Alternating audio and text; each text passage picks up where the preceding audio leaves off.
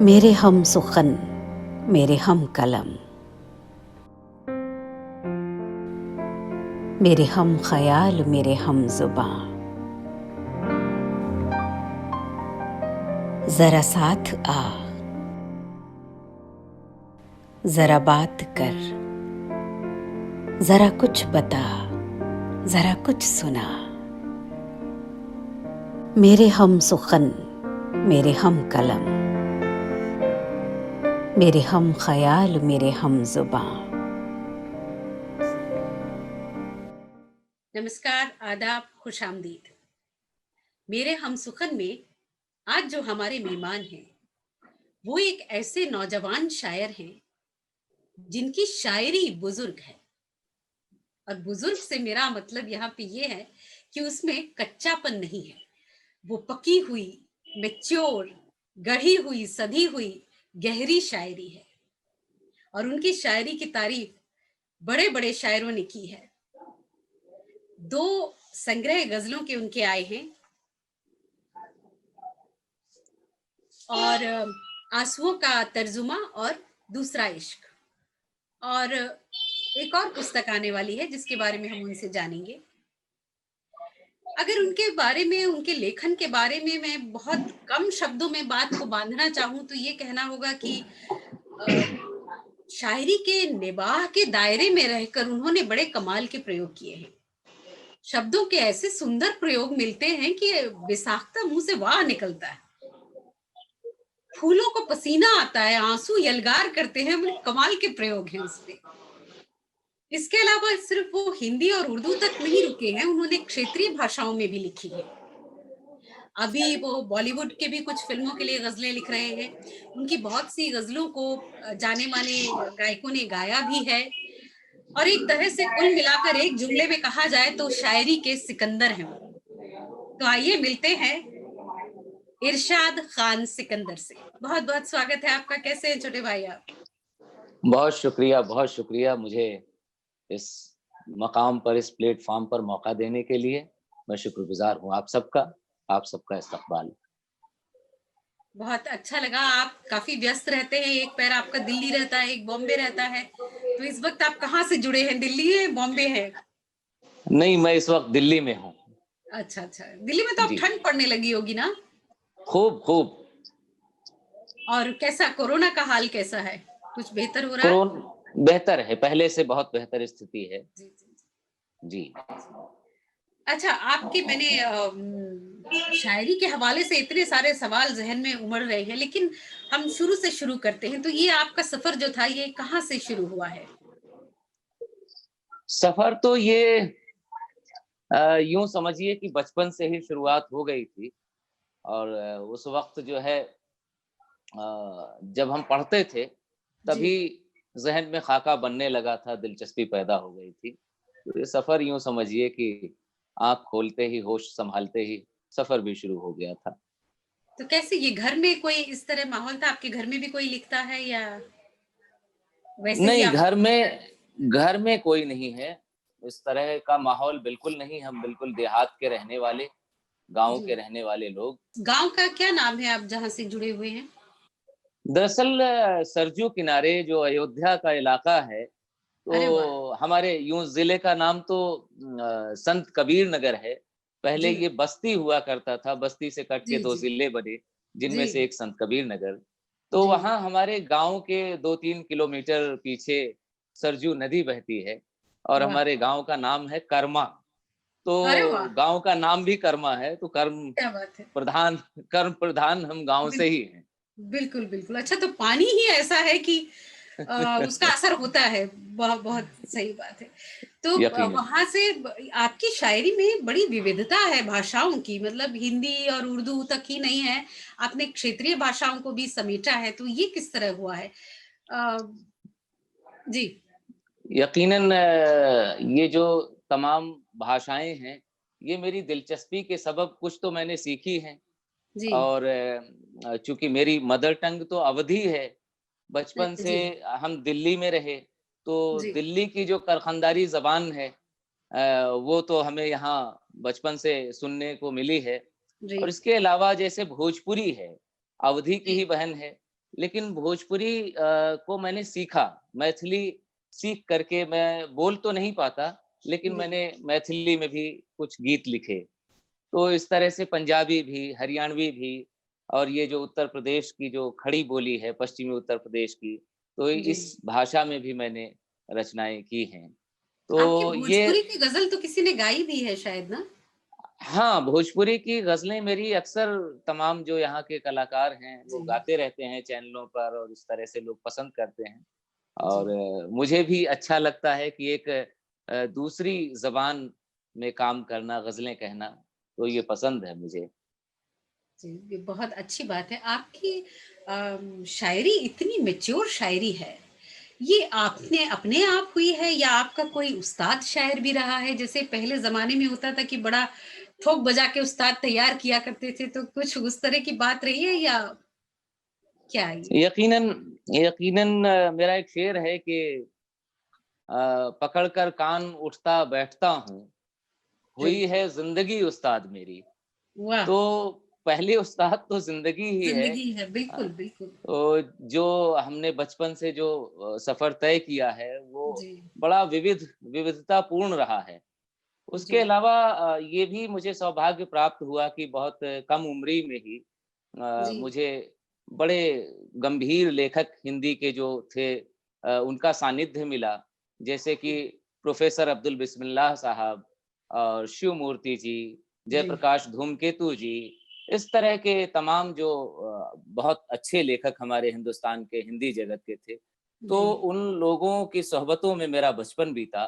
फिर जब मेरे अंदर शायरी के अंकुर फूटने लगे, तो जी। उस दरमियान लफ्ज़ नाम से एक पत्रिका आती थी, और उसके संपादक तुफ़ैल चतुर्वेदी साहब। जी, आई तो थिंक वो ई-मैगज़ीन वो अभी भी आप उसको देख सकते हैं ना, ई-मैगज़ीन भी है वो। नहीं, नहीं, अब तो ख़ैर वो इस वक़्त अभी बंद है कुछ 1 डेढ़ अच्छा, बरस से, जी, लेकिन ये हार्ड कॉपी, और इसने उर्दू में लफ्ज़ ने बहुत जी, बड़ा काम, उर्दू शायरी को देवनागरी में लाने का काम, बहुत ऐसे जो शायर जिनको हिंदी में लोग नहीं जानते थे, देवनागरी में लोग नहीं जानते थे, तो हुँ, उन शायरों को हिंदी में लाने का काम लफ्ज़ और तुफ़ैल साहब ने किया।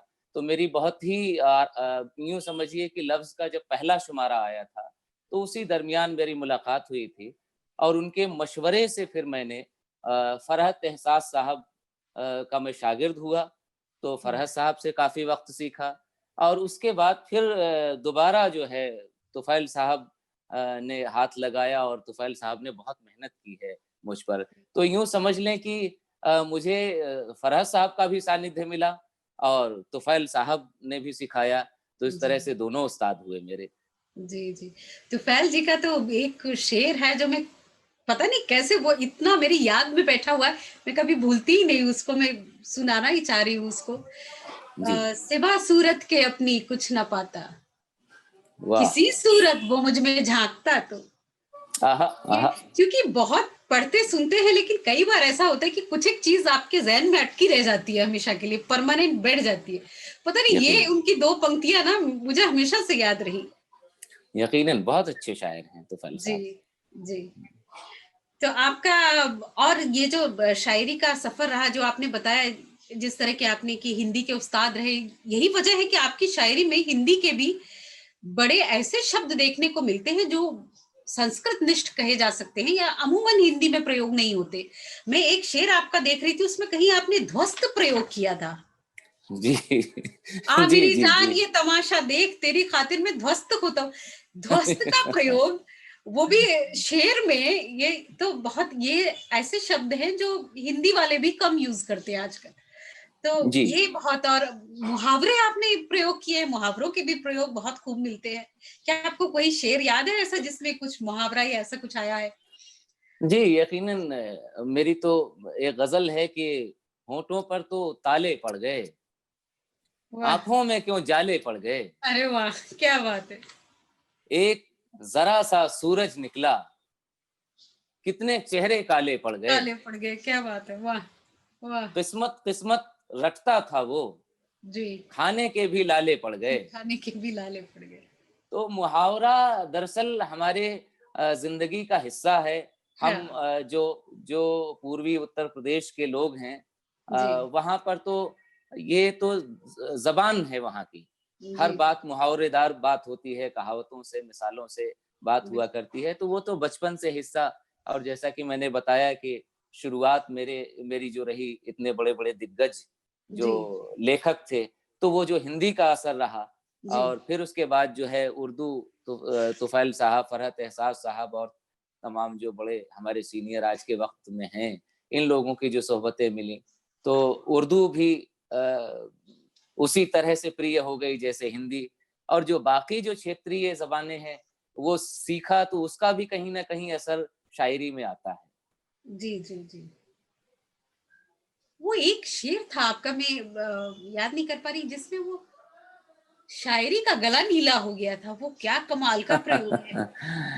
जी, वो बहुत उस गजल, उस जी, गजल के दो चार शेर मैं अर्ज कर देता हूँ कि अ, लफ्ज कल इतने नुकीले हो गए, वाह! लफ्ज़ का नुकीला होना भी देखें आप, बहुत लफ्ज सुंदर प्रयोग है। जी। लफ्ज कल इतने नुकीले हो गए, खामोशी के गाल गीले हो गए, ओहो हो! वाह! वाह! खामोशी के गाल गीले हो गए। इसमें शेर ये है कि एक उदासी है मेरी अर्धांगिनी, वाह! एक उदासी है मेरी अर्धांगिनी, क्या तुम्हारे हाथ हमारे साथ पीले हो की गए, होते क्या जी, तुम्हारे हाथ पीले हो गए।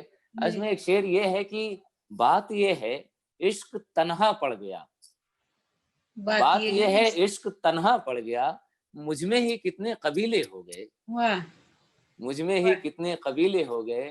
और शेर है कि जिस शेर की तरफ आप इशारा कर रहे हैं कि जिंदगी का विश तो जूं का तू रहा, जिंदगी ज़िंदगी का विश तो जूं का तू रहा, शायरी के कंठ नीले हो गीले गए, हो गए, वाह!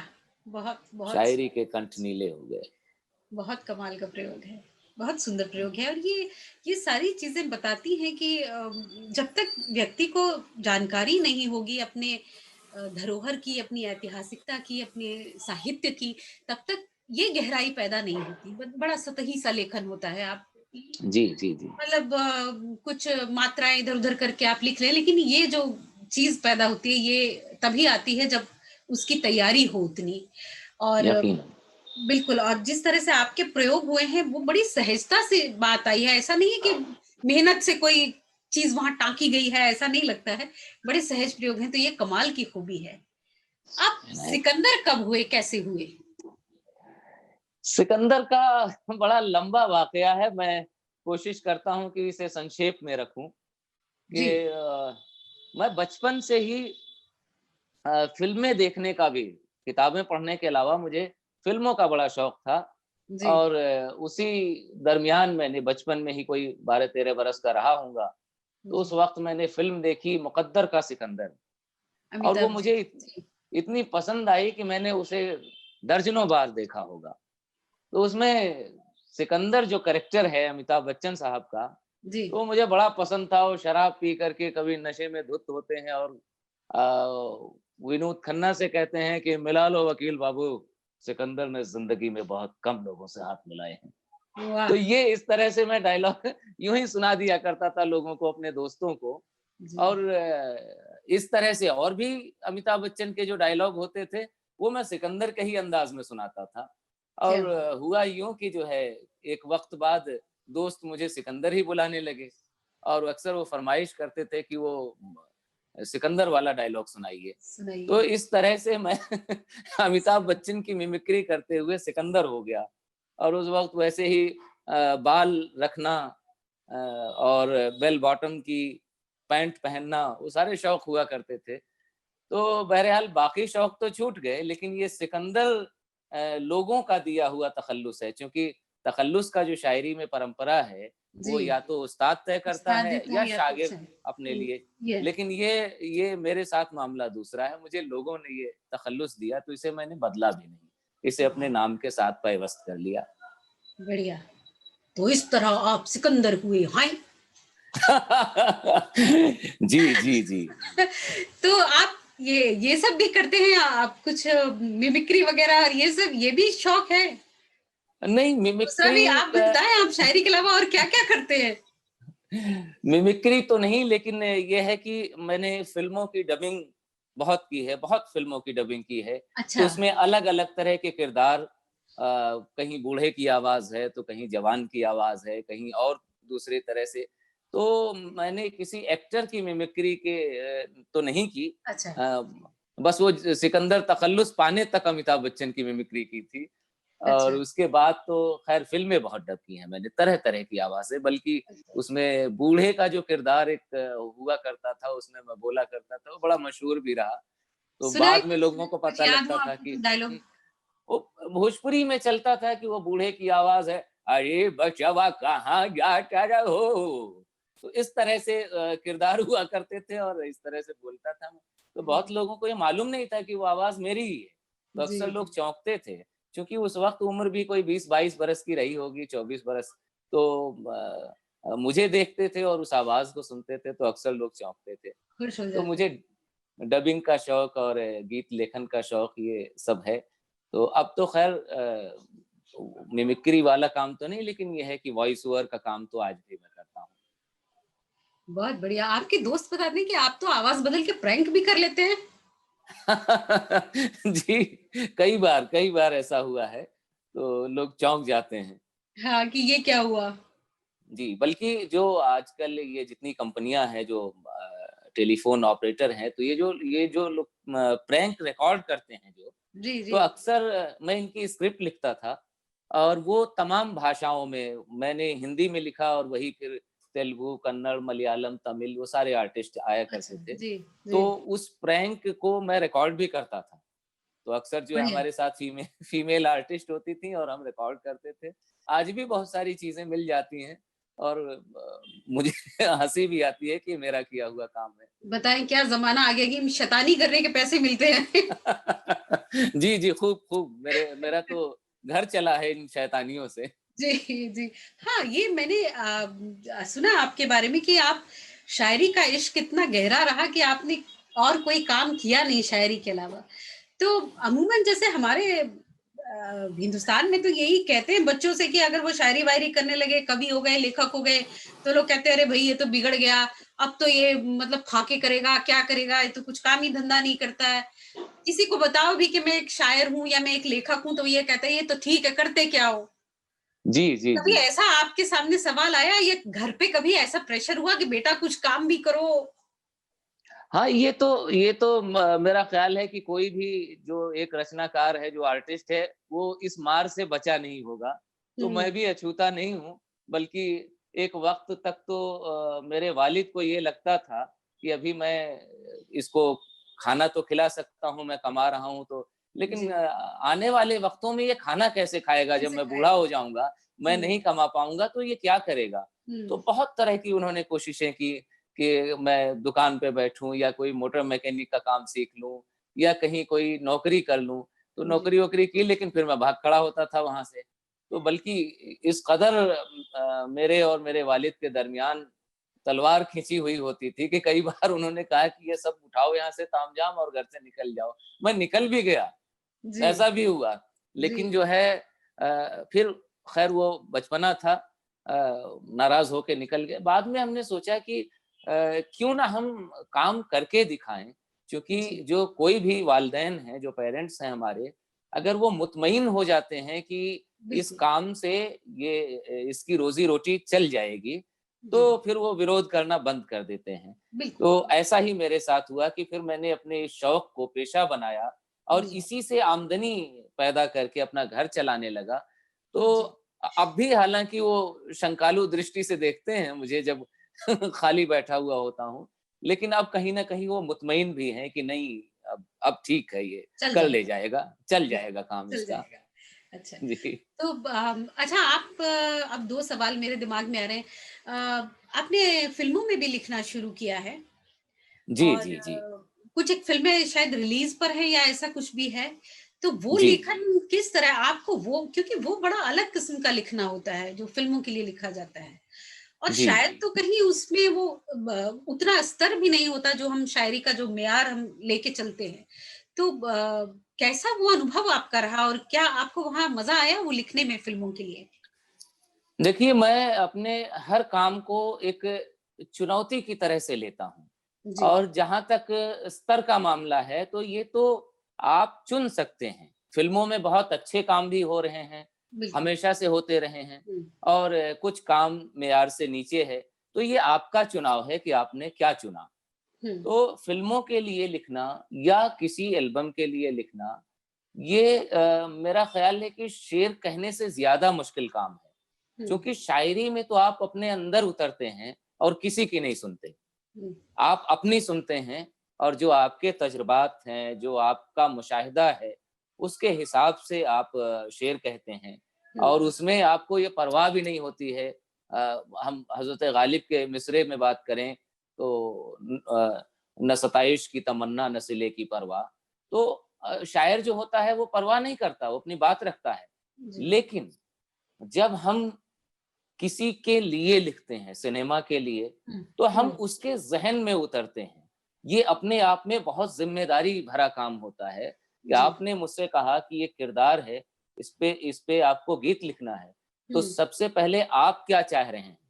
हुँ, आपके ज़हन में उतर के, आपके माध्यम से उस किरदार को समझना, और हुँ, फिर उस किरदार को अपने लफ्ज़ पहनाना, और हुँ, ये सारा कुछ बहुत ही ज़िम्मेदारी के साथ करना हो, और वो चीज़ मास लेवल पर लोग सुनेंगे हुँ, उसे। ये हुँ, ख़ास लोगों की चीज़ नहीं है, ग़ज़ल तो ख़ास लोगों की चीज़ है, और जी, वो बिल्कुल आम लोग उसे सुनेंगे, तो आपके पास उसके लिए एक अलग भाषा का भी चुनाव करना होता है। जी, जी। शायरी में तो आपकी अपनी भाषा होती है, लेकिन वहाँ किरदार की भाषा आपको बोलनी होती है गीतों में, तो लेकिन क्या निश्चित वहाँ रूप पे से वो जैसे मुश्किल काम। जी। जी, क्या वहाँ पे ऐसा प्रेशर नहीं होता है उनकी तरफ से जो फ़िल्म बना रहे हैं या डायरेक्ट कर रहे हैं या ये कि हमें इस किरदार के लिए इसी तरह की भाषा चाहिए, इसी तरह का गीत चाहिए, इसी तरह का हल्का-फुल्का चाहिए? आप हो सकता है आप एक नए लेखक हैं, अभी वो नहीं है कि आप अपनी बात को बिल्कुल मनवा सकें या वो कि कैसे भई इन्होंने तो जो लिखा अब हम क्या कर सकते हैं। नए लोगों का थोड़ा-सा ये होता है कि उन पर प्रेशर ज़्यादा आसानी से कर दिया जाता है। तो ऐसा कभी आपको फेस करना पड़ा कि आप कुछ लिखना चाह रहे हों, वो कुछ चाह रहे हों और कहीं जी, तालमेल जी। बैठाना पड़ा हो? जी, यकीनन ये प्रेशर सिर्फ़ नए पर नहीं, नए पे कुछ ज़्यादा होता है। ज़्यादा होता यहाँ है, तक जी। कि यहाँ तक कि पुराने लोगों पर भी प्रेशर है, जी, जी। और वो जैसा चाहते हैं वैसा लिखवाते हैं। हुँ, अ, लेकिन फिर मैंने वही कहा कि ये आपकी मर्ज़ी पर है कि आप उसे चुनें या ना चुनें। मैंने चूँकि मैं 20 बरस लगभग हो गए गीत लिखते हुए मुझे, लेकिन फ़िल्मों में मैंने गीत नहीं लिखा, अब शुरुआत की है। उसका सबब ही यही रहा कि मैंने उसे नहीं चुना वो जो मुझसे लिखवाना चाह रहे थे। जी, बल्कि एक, मैं नाम नहीं लूँगा, एक वाक़या बताऊँ, कोई 10 बरस पहले एक साहब ने मुझसे कहा कि आप जी। जो है मेरे लिए गीत लिखें। हुँ, फ़िल्म के लिए, मैं एक फ़िल्म कर रहा हूँ। हुँ। तो मैं बड़ा खुश हुआ कि साहब मुझे मौका मिल रहा है। जी। उसके बाद जो उन्होंने गीत सुनाए, रेफ़रेंस जो दिए कि इन हुँ, गीतों को सुनिए, उसके हुँ। बाद मैंने बहुत विनम्रता से उनसे कहा कि भाई साहब मैं गीत लिखता हूँ, गाली नहीं लिखता। कभी गीत हुँ, लिखवाना हो तो मुझे याद कीजिएगा। जी, जी, तो छोड़ के चला आया। तो जी। मैंने नहीं चुना, वो हुँ, सारे प्रेशर मौजूद हैं, लेकिन जो आप करना चाहते हैं, अगर आप उस पे बने हुए हैं, आप में धैर्य है, तो हुँ। आपके मतलब का भी आपके पास आएगा, देर-सवेर सही। बिल्कुल। ये सिर्फ़ शायरी को जीवन के लिए चुनना और साथ में अपनी बात भी रखना, अपना स्वाभिमान भी बनाए रखना, ये बड़ा चुनौतीपूर्ण रहा होगा निश्चित रूप से। आपका एक शेर मुझे बड़ा अच्छा लगा और मेरे ख़्याल से वो सारी जीवन के संघर्ष को और सब चीज़ों को बयान भी करता है। ये एक बात खुदा को भी रास आएगी, हर एक मोड़ पे हमने खुदा खुदा ना किया। तो यकीनन, यकीनन, यकीनन। बहुत अच्छा। क्या आप मंचों पर भी जाते हैं? हाँ, मंचों पर भी जाते हैं, लेकिन मंचों की अपनी एक अलग सियासत है। अ, बिल्कुल और क्या वो वो वो आपको लगता है बहुत कमर्शियल हो गए हैं अब उनका हाँ, बहुत यकीनन हो गए हैं, और बल्कि बीच में तो बहुत ही उसका जो स्तर था इतना खराब हो गया था। मैंने हुँ, किसी इंटरव्यू में कहा था कि अब मंचों पे हुँ, शायरी के अलावा सब कुछ होता है। हुँ, तो लेकिन ये है कि पिछले कुछ 4-5 बरस में इधर जी, स्थिति पहले से बेहतर हुई है, रेख़्ता के आने के बाद जी, मंचों की स्थिति में सुधार हुआ है। जी, और भी कुछ यहाँ की जो तंज़ीमें हैं, काम कर रही हैं, जी, तो बेहतर हुए हैं, नहीं तो बीच में तो हालत बहुत खराब थी। जी। पर मेरे ख़्याल से आपको मंचों के लिए भी सिलेक्टिव होना पड़ता होगा, हर एक मंच पे नहीं पढ़ा जा सकता है, क्योंकि हर जगह नहीं हालात सुधरे हैं। रेख़्ता के बाद बहुत जी, अलग जी, है जी। उनका स्टैंडर्ड बहुत अलग है, लेकिन हर जी। जगह नहीं है वो बात। नहीं, मेरा ये मानना था शुरू से ही कि अगर मुझे मंच पे बुलाया जाए, वो कैसा भी मंच, जी। मैं ज़रूर जाऊँगा। हुँ, और क्या है कि जो अच्छी शायरी करने वाले हमारे सीनियर लोग जो मौजूद हैं, जी। वो मंचों पर नहीं जाते हैं हुँ, या वो मंच अपना अपने मिज़ाज से मंच सेलेक्ट करते हैं। जी। उसका ही नतीजा ये है कि शायरी इतनी खराब हुई, क्योंकि हुँ, जो अच्छे लोग हैं वो जा नहीं रहे हैं, जो हुँ, जा रहे हैं उन्हें शायरी आती नहीं है। हुँ, तो जो आम जनता है, चूँकि हर 5 बरस में एक जनरेशन नई आ जाती है, हुँ, तो उनके सामने जो शायरी प्रेज़ेंट हो रही है, उसी को वो शायरी समझते हैं, अच्छी शायरी उन तक पहुँचती ही नहीं है। तो जी। मैंने ये सोचा था कि मैं जाऊँगा, लेकिन आसान नहीं है वो, बताया मैंने कि आपको इतनी जी, सियासत है कि उसके लिए बाकायदा आपको स्ट्रगल करना होता है और वो जी। फ़िल्म में गाना लिखने से ज़्यादा स्ट्रगल है, मुशायरे हुँ, में आप जा कर के आप तमाम तरह से सिफ़ारिशें लगाइए और मेयार से अपने इंसानियत के मेयार से नीचे उतरिए। तो हुँ, इस वजह से हाँ, ये है कि कोई अगर मोहब्बत से बुलाता है तो मैं ज़रूर हाज़िर होता हूँ, लेकिन अपनी तरफ से मैं कभी कोई कोशिश नहीं करता मुशायरे में जाने की। जी, जी, जी। जी। अच्छा, आजकल ये भी एक पहले पहले ये हुआ करता था कि गिने-चुने शायर हुआ करते थे, गिने-चुने लिखने वाले हुआ करते थे। अब ऐसा है कि वो सोशल प्लेटफ़ॉर्म्स आ गए हैं और चीज़ें बदल गई हैं और कुछ भी कोई तुकबंदी कर लेता है या कुछ भी कूड़ा-कबाड़ लिख देता है या इधर-उधर से 2-4 लाइनें चुरा लेता है और वो अपना दुकान लगा के बैठ जाता है। ये भी एक बड़ी नई चीज़ सामने आ रही है। आपको क्या लगता है नए जो सचमुच लिखने वाले हैं, उनको किस तरह इस सारे चीज़ों से बचना चाहिए या किस तरह आगे आना चाहिए, क्या करना चाहिए? देखिए, निश्चित रूप से जब कोई हमें कोई प्लेटफ़ॉर्म मिलता है तो उसके फ़ायदे और नुकसान दोनों होते हैं। हुँ, हुँ। ये हुआ है कि सोशल मीडिया के आने के बाद तमाम लोग कुछ भी लिख कर के और हुँ, पेश किया हुँ, करते हैं। हुँ। लेकिन ये भी हुआ है कि उसमें जो बेहतर हैं और ये हमेशा से है, ये ठीक है हमें दिखाई दे रहा है, लेकिन जी। ये अच्छे-बुरे लोग पहले भी हुआ करते थे। हुँ, अगर हुँ, आप हम थोड़ा-सा पीछे चले जाएँ, तो अगर हुँ, हज़रत मीर तक़ी मीर हैं, तो हुँ, मुसफ़ी हैं, उस दौर में और बहुत लोग हैं, सिर्फ़ दिल्ली में ही शायरी नहीं हो रही है, हुँ, रामपुर में भी हो रही है, अकबराबाद में भी हो रही है हुँ, और दक्कन में भी हो रही है, चारों तरफ शायरी हो रही है। लेकिन अगर हम जब जाते हैं, तो कुल 2, 4, 5 नाम सामने आते हैं, बाकी जी, अपने आप गायब हैं। तो जी, हर दौर में अच्छी-बुरी शायरी होती है, जो बेहतर होती है वो बच जाती है, वो जी, आगे तक सफ़र यात्रा नहीं कर पाती। तो इस डिजिटल प्लेटफ़ॉर्म के का जो मैं फ़ायदा समझता हूँ, वो जी, ये है कि बहुत से ऐसे लोग जो कि कहीं गाँव में बैठे हुए थे और बहुत अच्छी शायरी कर रहे थे, हमें जी, मालूम ही नहीं था कि ऐसा भी हुँ, कोई शख़्स है। तो वो हुँ, अगर शेर पोस्ट करते हैं तो लोग उनकी पता कद्र चला, कर रहे हैं, उनकी किताबें बिल्कुल, छप रही हैं, उनको मुशायरे में बुला रहे हैं। बल्कि बिल्कुल, कई ऐसे सीनियर शायरों को मैं जानता हूँ, बचपन हुँ, से मुझे सुनने का शौक रहा है, लेकिन वो सोशल मीडिया की वजह से मैंने उन्हें जाना, जिनमें से हुँ, एक फ़हमी हुँ, बदायूनी साहब हैं, जी, बहुत जी, अच्छे शायर हैं, बुज़ुर्ग जी, शायर हैं। जी, लेकिन वो सोशल मीडिया के सबब ही हमने जाना और उसके जी, बाद ही अब उनकी किताब छपी है। हुँ, कुल हुँ, 2-4 बरस के अंदर, उससे पहले किताब नहीं थी उनकी। जी। तो इस तरह के लोग भी सामने आ रहे हैं। हाँ, बिल्कुल आपने सही कहा ऐसी जी। हर जगह ऐसे लोग हैं जो जिन्होंने कमाल का लिखा है और पूरी उम्र लगा दी है, लेकिन उनका कहीं चर्चा नहीं है, वो कहीं सामने नहीं आए हैं। लेकिन आप आपको कहीं किसी तरह अगर पता चलता है तो फिर हैरानी होती है कि देखो इसने चुपचाप कमरे में बैठ के और क्या कमाल की चीज़ लिखी है। जी, जी, जी। बिल्कुल आपका कहना सही है। इससे पहले कि मैं आपको कुछ ग़ज़लें वग़ैरह सुनाने के लिए कहूँ, मुझे बताएँ कि वो जो तीसरी पुस्तक आपकी आ रही है, वो ग़ज़ल संग्रह नहीं है, वो क्या है? एक्चुअली वो नाटक है और आप नाटक भी लिखते हैं? ये मैंने पहली बार कोशिश की है एक नई विधा में हाथ आज़माने की जी, और ये इसका सबब ये है कि जॉन एलिया साहब इस वक़्त बहुत मशहूर हैं यूट्यूब जी, और गूगल के ज़रिए। जी, हालाँकि वो पहले भी जब हयात थे तब भी बहुत मशहूर थे, जी, लेकिन अब नई जनरेशन में बहुत मशहूर हैं। जी। और यहाँ हिंदुस्तान में तो ये हाल है कि उनकी टी-शर्ट पर फ़ोटो बनवा करके और कॉफ़ी मग और थैला सब जी, पोस्टर जी, बना के लगाया जा रहा है। तो बिल्कुल। बहुत बहुत ज़्यादा मशहूर हो गए जॉन साहब। तो अक्सर जॉन साहब अरे लोग वो के ना बाल बाल यहाँ लटका-वटका के उदास सूरत बना के जॉन एलिया की शे तो हाँ, जॉन साहब ने गम जी, को पैशन बना दिया, दुःख को जी, पैशन बना दिया है। लोग उनकी तरह से दुखी होना चाहते हैं। हाँ हाँ, बिल्कुल बिल्कुल। उनकी तरह मातम मनाना चाहते हैं। तो बहरहाल जॉन साहब पर ही वो नाटक केंद्रित है। जॉन जी। साहब की जिंदगी से जुड़ा हुआ, और उसमें कुछ कल्पना का सहारा लेकर के मैंने काम किया है। तो उस नाटक में सिर्फ जॉन एलिया नहीं है, उसमें मीर तकी मीर साहब भी हैं, हजरत वाह गालिब भी हैं, मंटो भी हैं, वाह। मुसाफी भी हैं। ये सारे लोग किरदार हैं उसमें। तो चूंकि जॉन साहब बेसिकली जब शुरू हुए थे वो अपने जी यहाँ बचपन में, तो वो जी। शायरी शायरी नहीं करते थे। शायरी तो बाद में उन्होंने बाकायदा शुरू की है। हम्म। शुरुआत में वो एक्ट करते थे, नाटक लिखा उन्होंने, उसको डायरेक्ट अच्छा। किया, जी। और एज एन एक्टर उसमें काम किया करते थे वो। तो वाह। मुझे लगा कि क्यों ना ये पहलू रखा जाए, और इस पहलू को सामने रखने के लिए नाटक ही का सहारा लिया जाए। क्या आर्टिकल या मजमून क्या लिखना।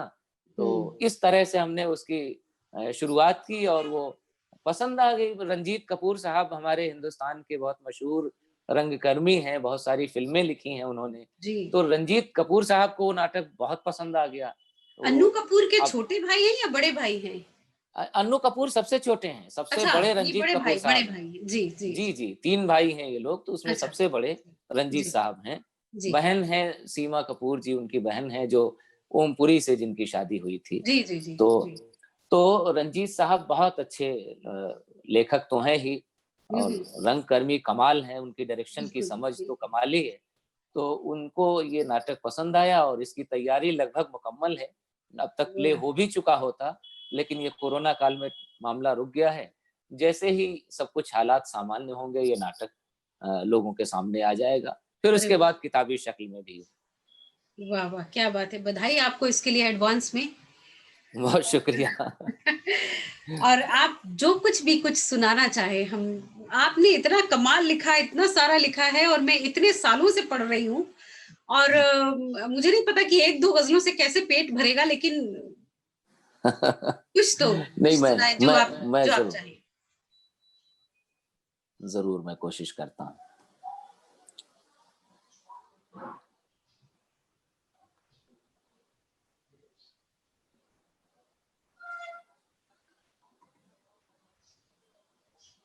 सबसे पहले तो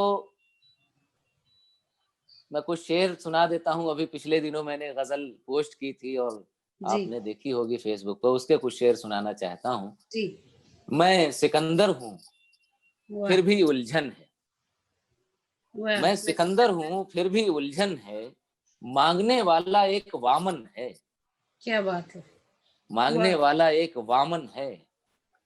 जख्म घर कर चुके हैं दिल में, पर जख्म घर कर चुके हैं दिल में, पर। पर आंखों और आंसुओं में अनबन है, क्या बात है।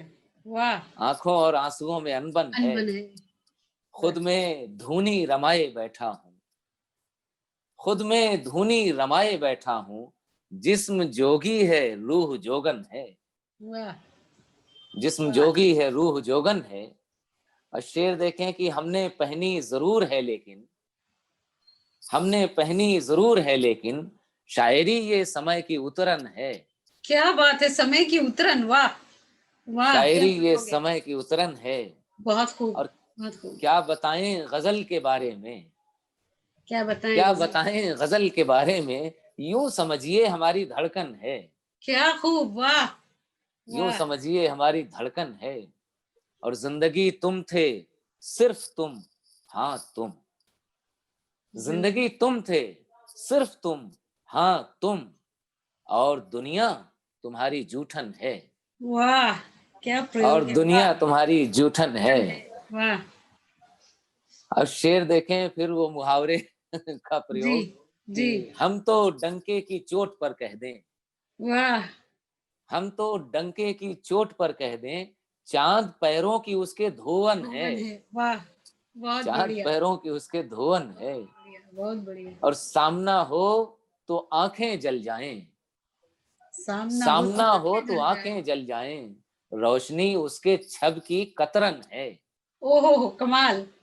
कमाल, रोशनी कहाँ से उसके कहाँ छब की, मिलाते हैं आप, उपमाएं भी देखें। वाह।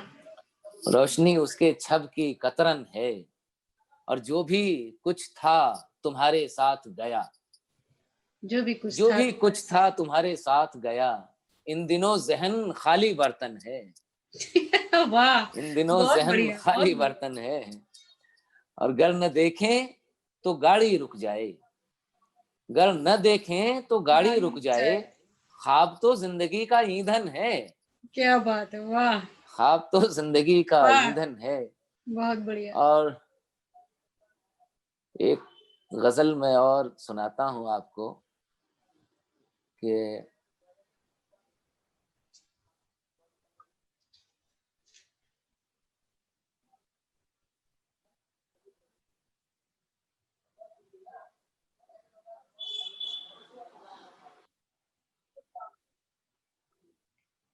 हौसला भले न दो उड़ान का, हौसला भले न दो, हौसला भले न दो उड़ान का, तज़करा तो छोड़ दो थकान का, क्या बात है, क्या खूब, वाह, तज़करा तो छोड़ दो छोड़ दो थकान का। थकान का, वाह वाह। और ये शेर देखें, ईंट उगती देख अपने खेत में, ईंट उगती देख, ईंट का उगना ही है, ईंट ईंट उगती देख अपने खेत में। ईंट उगती देख अपने खेत में, रो पड़ा है आज दिल किसान का, वाह, रो पड़ा है आज बहुत दिल बढ़िया, किसान बहुत का। बढ़िया, बहुत बढ़िया। कपड़े और रोटियां मिली मगर, कपड़े और रोटियां मिली मगर, मसला अभी भी है मकान का, बहुत खूब, वाह, मसला अभी भी है मकान का। और मुझ में कोई हीरे हैं जड़े हुए, हम्म, मुझ में कोई हीरे हैं जड़े हुए, सब कमाल है तेरे बखान का, वाह सब कमाल है तेरे बखान का।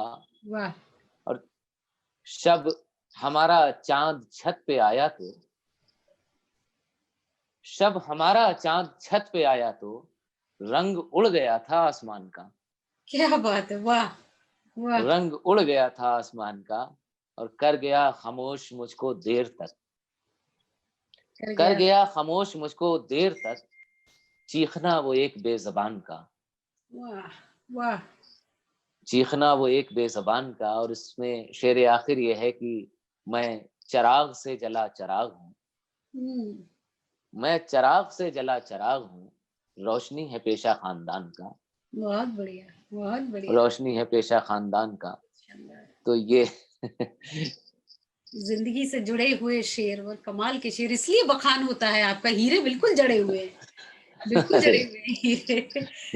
और सटायर को, जहाँ पे ये तो खैर आपने वो भी बड़े अच्छे प्रयोग आपके हैं, सटायर को दो पंक्तियों के शेर में ढालना, कहीं उस तरह उसको की बात भी कह दी जाए, और वो जिसको मखमल में लपेट के जूता मारना कहते हैं, उस किस्म की चीज, वो बहुत मुश्किल है, उतनी आसान नहीं है। लेकिन आपने बहुत सारे बड़े अच्छे प्रयोग किए हैं।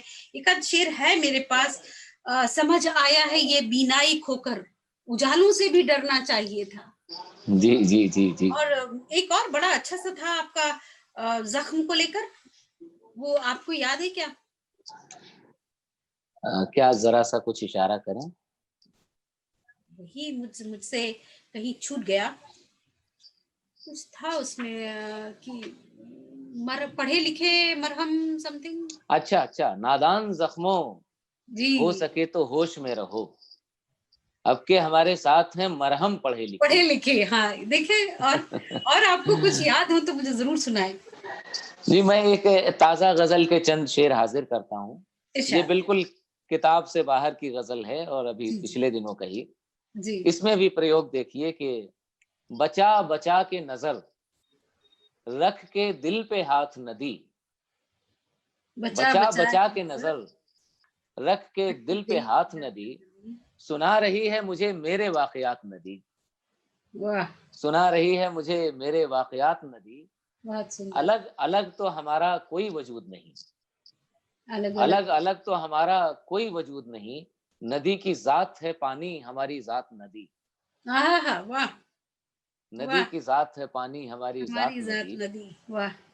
और ये देखें कि मजे की बात है उनको खबर न थी पहले, मजे की बात है उनको खबर न थी पहले, कि उनके साथ है कश्ती हमारे साथ नदी, वाह, क्या बात है, उनके साथ है उनके कश्ती साथ है हमारे कश्ती साथ हमारे नदी। साथ नदी।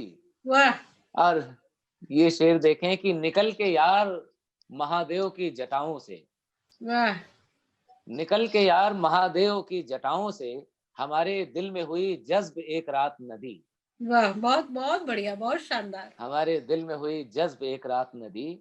और न जाओ देखने दीवाना वार चीखा कौन, न जाओ न देखने जाओ देखने दीवाना वार चीखा कौन, लगाए बैठी है चारों तरफ से घात नदी, वाह, नदी भी घात लगाए लगाए बैठी है चारों चारों तरफ तरफ से से घात घात नदी। नदी। है वेद व्यास वो रच डालेगी महाभारत, वाह है वेद व्यास वो रच डालेगी महाभारत, कभी जो काम में लाए कलम दवात नदी, वाह, क्या बात है, बहुत कभी शानदार। जो काम में लाए कलम वाह, दवात नदी। और हम एक घर में ही रहकर भी मिल नहीं पाते, हम एक हम घर एक में। घर में ही रहकर भी मिल नहीं पाते, वो एक दश्त सी और मेरी कायनात नदी, क्या खूब, क्या खूब, वाह।